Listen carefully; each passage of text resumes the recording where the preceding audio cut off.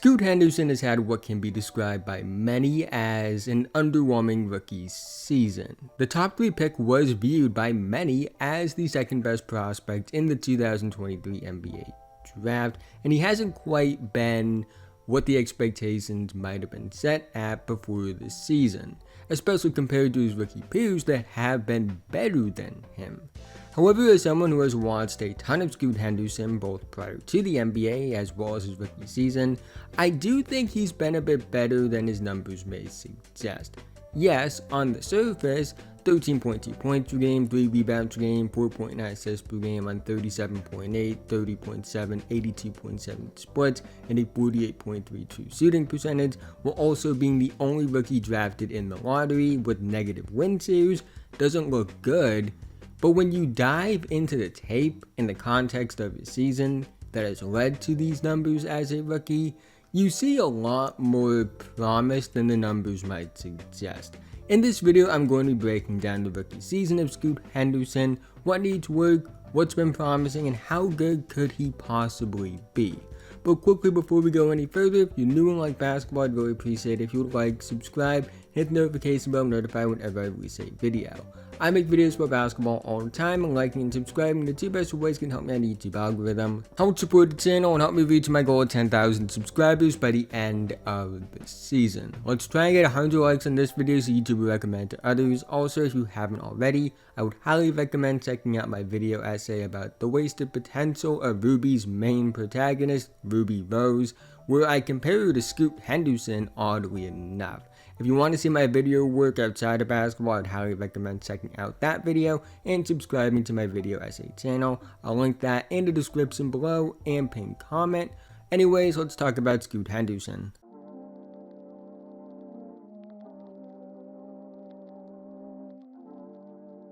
When you look at Scoot Henderson's ability at the rim, specifically in his rim pressure numbers, they aren't good to say the least. He's shooting 45.3% at the rim on 4.3 attempts per game, putting him in just the 2nd percentile in terms of rim efficiency.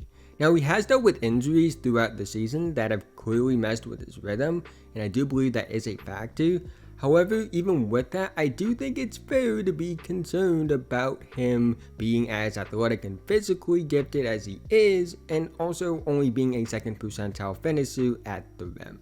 But at the same time, I have a ton of optimism about his rim pressure upside, especially when you watch the tape. First of all, he's solid at drawing contact. He's in the 84th percentile in terms of free throw attempts, which is pretty good for a rookie, and he ranks 2nd among rookies in the NBA in free throw attempts behind only Victor Wembanyama. So there's a real indicator of an ability to draw fouls here. It's not perfect, it could use work, but he at least shows the upside in this area. What makes his struggles at the rim so bizarre is it isn't what you would expect. Usually with rim efficiency numbers this bad, it's because of a lack of physicality and athleticism, not being able to handle contact well, and just not being able to get to your spots at the rim. Scoot doesn't have that problem. He's incredibly physical for his age and position. He's a freakish athlete with great explosiveness, quickness, burst, and speed. He also has really good body control and hang time, and I think his touch around the basket is pretty decent. He doesn't really have a problem getting to the rim. The problem is once he gets to the rim, he overthinks how much contact he's dealing with, which is what I believe has led to a lot of his struggles at the rim.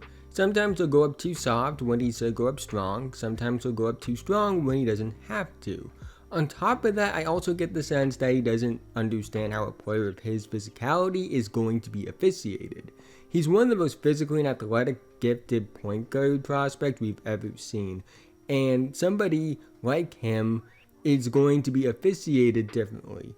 I get a sense that he thinks he's going to get foul calls that guys like Trae Young or say Gilgeous-Alexander get, when that's just not going to be the case.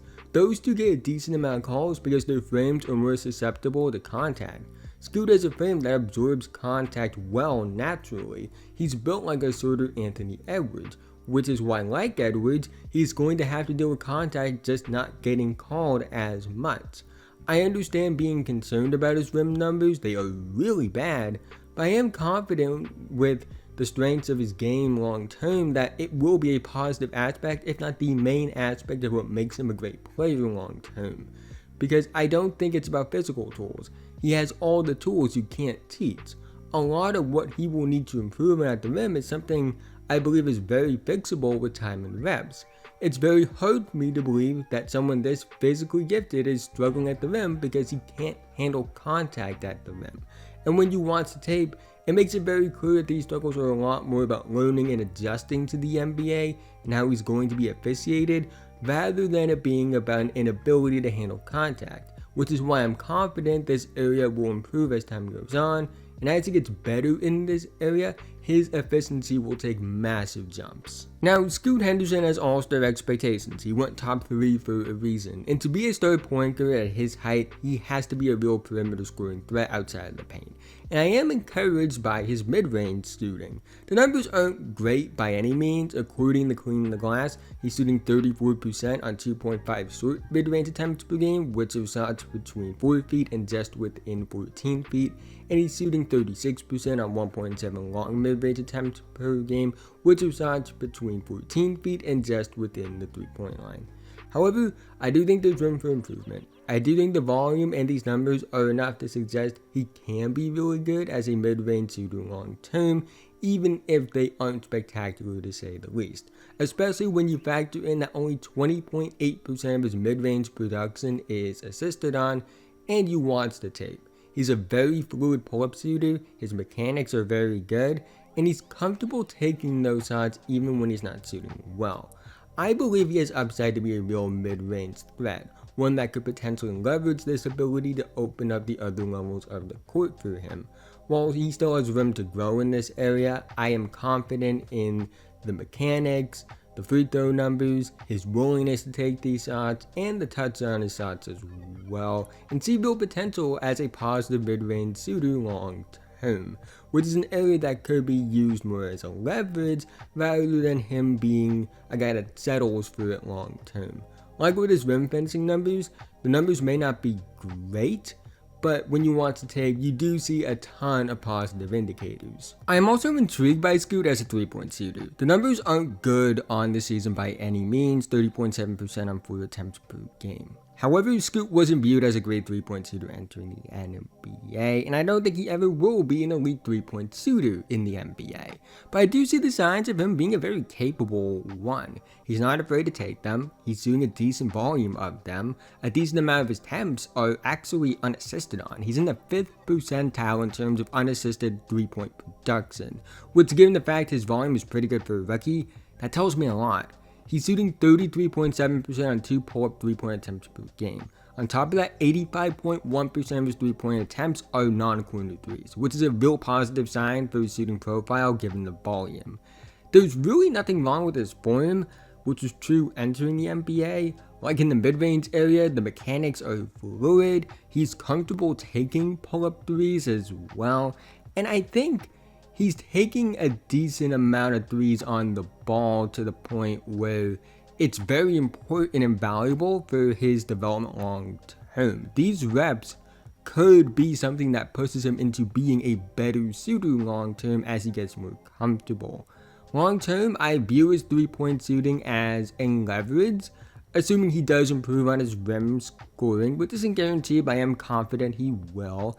I feel like he can be a solid enough 3-point shooter to leverage that ability if teams focus mostly on the drive. I think Scoot has a ton of upside as a primary playmaker, which is not something that I say a lot. You guys know how I feel about the threshold you need to reach in order to be a primary playmaker. But Scoot has a great handle. He averages less than 1 handle turnover per game. They only account for 25.5% of his turnovers. His feel for the game is great. That was a big selling point with him entering the NBA. His vision is incredible. He has upside to create advantages if he improves on areas of the game that I believe he can and likely will. He can make some really advanced reads, and he has shown real flashes in terms of pass manipulation. Now, it should be noted that he does have a decent amount of passing turnovers. In fact, passing turnovers account for 53.6% of his overall turnovers, and he does make some risky decisions. However, I think this is a very fixable flaw, and it's something that can be improved with time and reps. and that's something I'm worried about long term. First, it's very common to see young playmakers have bad turnovers. They're adjusting to reading NBA defenses, which takes time. On top of that, when I watch him play, I don't ever feel like it's a vision problem. He reads the floor very well, but sometimes he will see something that will happen and throws it a bit too quickly, or sometimes he'll try to fit something into a window that's really risky, which reminds me a bit of rookie LaMelo Ball. Now, I don't think Scoot is a LaMelo Ball level playmaker. I think LaMelo is one of the 5 best playmakers in the world in terms of intangibles, but I do see a lot of upside with Scoot as a playmaker in his own right. He has all the tools you look for in terms of vision, in terms of scoring upside to create advantages, in terms of being able to make those advanced reads, and also somebody that can manipulate defenses. It's not there yet, but all the signs are there, and it's what you look for on tape, and it's always why I recommend watching the tape with rookie point guards instead of just looking at the numbers. With rookie point guards, I'm not as worried about assist to turnover ratio. I'm not worried about the decision making as much because it's going to be rocky as they adjust to the NBA. But I like the approach Scoot is taking as a playmaker, and while I do think over the years you want to see the decision making get better, his willingness to attempt advanced reads is a positive, and he's also shown he can make those advanced reads as a rookie, even if it isn't a consistent thing yet, and he's taking a bunch of risks. I'd rather see rookie playmakers make the risks than not make the risks, because I do think, especially with a player like Scoot and his feel for the game, it's something he can learn from long term, and while it's not a guarantee, I do think these reps will lead to better decision making as he gets better down the line. Scoot Henderson is someone I'm still very confident in the upside of. I admit I was wrong about my rookie projections on him going into the season. I thought he would be better than this as a rookie. I said he was going to be the second best rookie in the NBA during the preseason.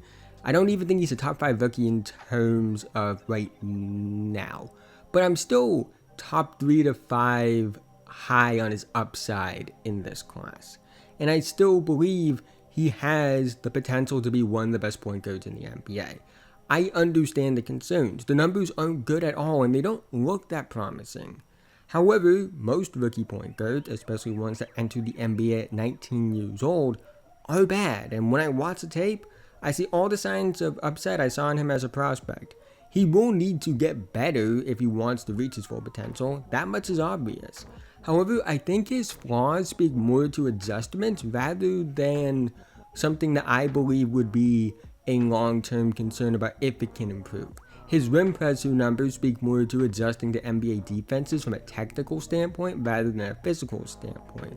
While his shooting numbers overall aren't good, he showcases the mechanics and willingness to suggest he can be a good to solid shooter long term. And while he has a ton of bad passing turnovers, it speaks more to the fact he's taking risks with things he sees or seeing something a bit too early rather than any legit vision concerns. I don't look at Scoot the way I look at other young guards who have struggled early on, like Killian Hayes or Johnny Davis, because unlike those two, Scoot has shown the ability, even if it isn't consistent. There have been flashes of a really good point guard throughout his rookie season, even if he's had his fair share of ups and downs. He has flaws he needs to fix, but I think those flaws are realistically fixable with time and reps. I would be more concerned if Scoot was afraid to shoot the basketball, had trouble getting to the rim, or had real tunnel vision. And while he's not good at these things right now, I also see the upside to be good in these areas. While his flaws have led to abysmal numbers on the season, these are flaws that can be fixed. His shot can get better with time and reps, because he's not afraid to shoot the basketball, and he has really good pull-up mechanics, which I think are a positive sign. On top of the fact he doesn't take a ton of corner threes and is actually better than expected as a three-point shooter and has shown real flashes on good volume. His finishing can get better with time and reps because he has all the physical and athletic tools. He just needs to adjust to how he's going to be defended and officiated on drives. And his decision making can get better with time and reps because he's not the first and he won't be the last rookie point guard to deal with decision-making turnovers as a passer, and he showcased a ton of special traits as a playmaker throughout the season. It's no guarantee that Scoot lives up to the hype, and I understand as someone that has made countless videos prior to the NBA about him and how special of a prospect he was. Even now, it's no guarantee because of the fact that he does have to adjust, and also it's no guarantee anyone lives up to the hype. However, I don't think he's a lost cause either. He's far from that. I know the impact numbers aren't good. I know the efficiency numbers aren't good. But I still see the flashes of that special point guard prospect. And honestly, even though he struggled as a rookie, I am still confident in my evaluation that resulted in the 4th highest prospect grade I've ever given since I started taking the draft seriously in 2016. I still see the signs of those things that just can't be taught. I still believe Scoot can be an all-NBA level player. It will take him learning and processing how he's being defended at the rim and officiated at the rim better. It will take him making strides as a shooter, and it will take him fixing up the bad turnovers. That's very obvious, but I just don't think I can bet against the tools he has.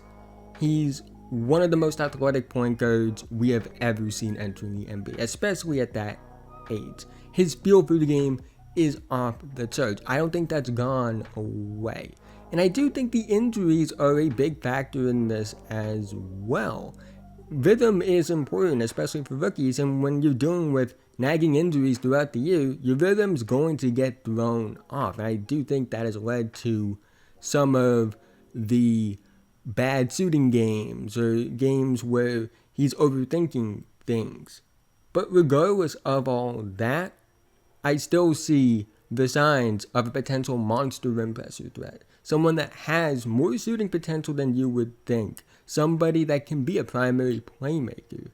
And I do see a guy that might be the next Ja Morant or De'Aaron Fox. And mind you, he's younger than those guys were when they entered the NBA. I'm not saying it's a guarantee he becomes that good, but the potential was still there. And I don't think this rookie season, even though the numbers are bad, has been bad enough to make you move off if you were high on him as a prospect. And I'm not moved off the idea of him being a great NBA player, because I just haven't seen enough concern when I watch the tape to suggest he can't get there. Again, he just has too many special intangibles that just can't be taught for me to give up on him, because he struggled as a rookie in a season where he's also dealt with many nagging injuries.